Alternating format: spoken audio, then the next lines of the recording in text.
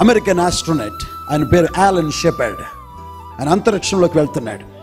ఆ రాకెట్లోకి వెళ్ళి, ఆ శాటిలైట్లోకి వెళ్ళి కూర్చున్నాడు.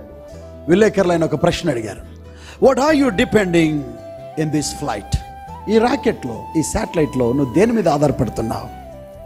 ఇంజన్ మీద, టెక్నాలజీ మీద, దీని రిమోట్ కంట్రోల్ చేసే రిమోట్ మీద, నాసా మీద, దేని మీద నువ్వు ఆధారపడుతున్నావంటే యాలన్ షెపర్డ్ అనే ఆస్ట్రోనట్ ఇచ్చినటువంటి ఆన్సర్ ఏంటంటే, I am depending upon the fact that God's laws do not change because God's word does not change.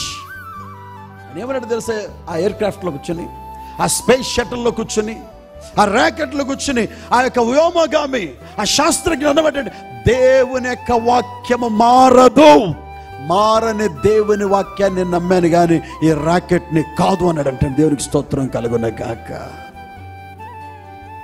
అంటే ఒక ఆస్ట్రోనట్, ఒక సైంటిస్ట్ చెప్పిన సాక్ష్యం.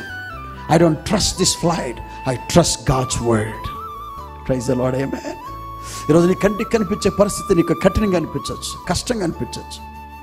అవిశ్వాసాన్ని, అపనమ్మకాన్ని, భయాన్ని, భీతిని తీసుకుని రావచ్చు. నువ్వు అనుకోవచ్చు పరిస్థితులు మారవు ఇంకా. నువ్వు అనుకోవచ్చు వాగ్దానాలు నా జీవితంలో నెరవేర్చబడవు. నువ్వు అనుకోవచ్చు దేవుడు నా మీద కోపంగా ఉన్నాడు. నువ్వు అనుకోవచ్చు దేవుడు నన్ను శిక్షిస్తున్నాడు. నువ్వు అనుకోవచ్చు దేవుడు నా చేయి విడిచి, నువ్వు అనుకోవచ్చు దేవుడు నన్ను మర్చిపోయాడని.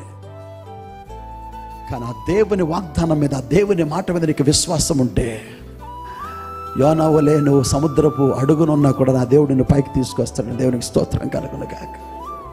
దేవుని వాగ్దానం మీద నీకు నమ్మకం ఉంటే, నువ్వు అగ్నిలో పడవేయబడిన షద్రక్, మేషక్, అబేద్నెగోను రక్షించిన దేవుడు నిన్ను పైకి తీసుకుని వస్తాడు.